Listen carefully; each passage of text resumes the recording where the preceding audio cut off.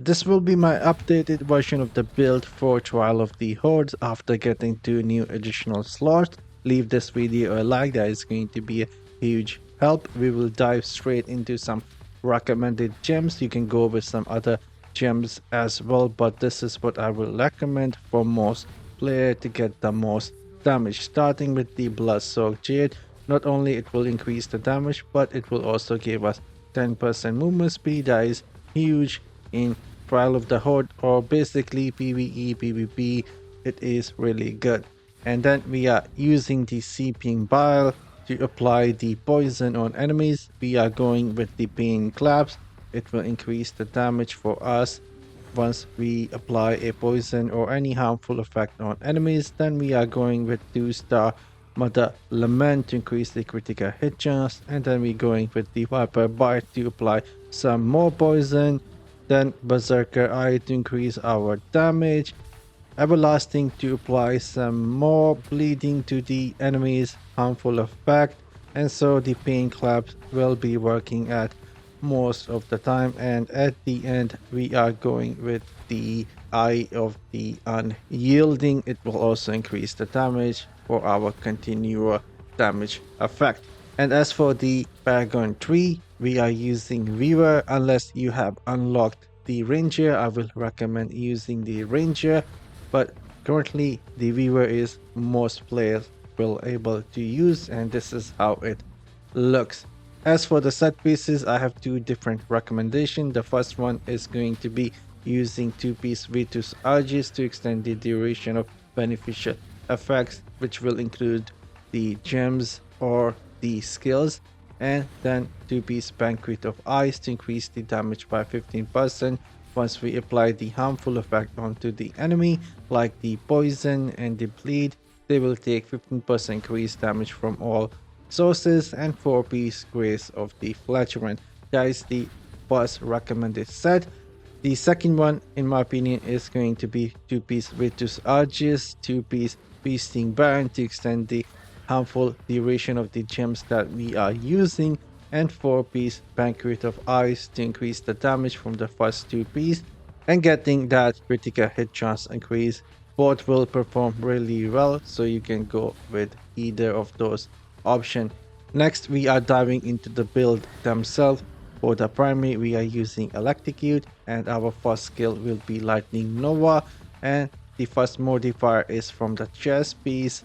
We are applying the fire to all the enemies around us. Since the radius of the Lightning Nova is really good, everything will get hit, almost everything will get hit from the fire Lightning Nova, and the enemies will got the poison from the gems and bleeding as well, so it will be really good. And then we are increasing our movement speed by having Siphon. Movement speed is going to be really helpful, moving faster and hitting more enemies as we move with the Lightning Nova. The second skill is going to be Slow Time. The first modifier is from the headpiece for the slow time, increasing the tick rate of our harmful effects, and our gems like Seeping Bile, Viper Bite, Everlasting. It will be huge.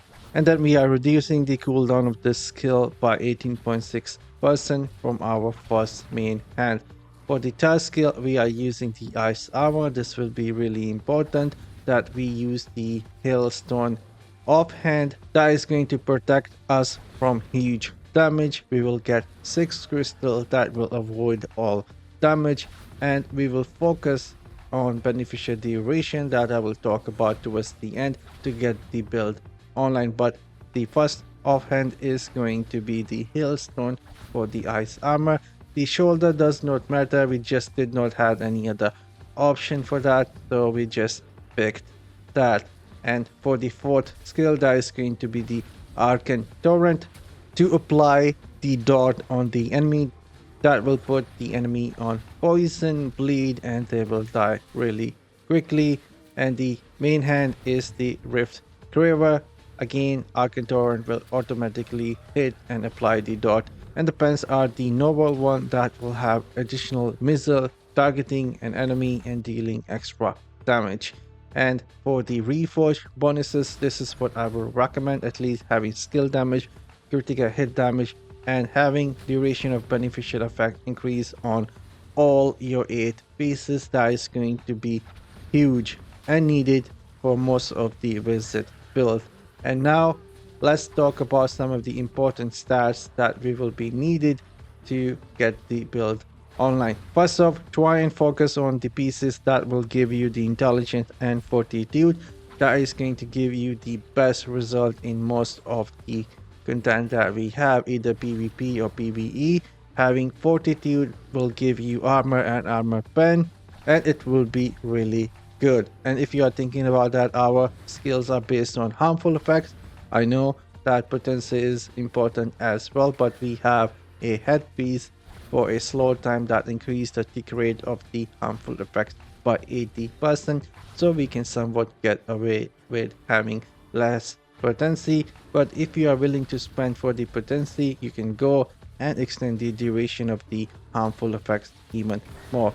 And then having 70 to 75% beneficial duration on your gear pieces is going to be really important. As a wizard, we can get the beneficial duration increase either from the gear pieces like the chest piece, legs, I believe so, the shoes and the belt give the beneficial duration as well. We can get 30% from Vitus Arches, and then we can get about 24% from the Reforge bonuses on our gear pieces.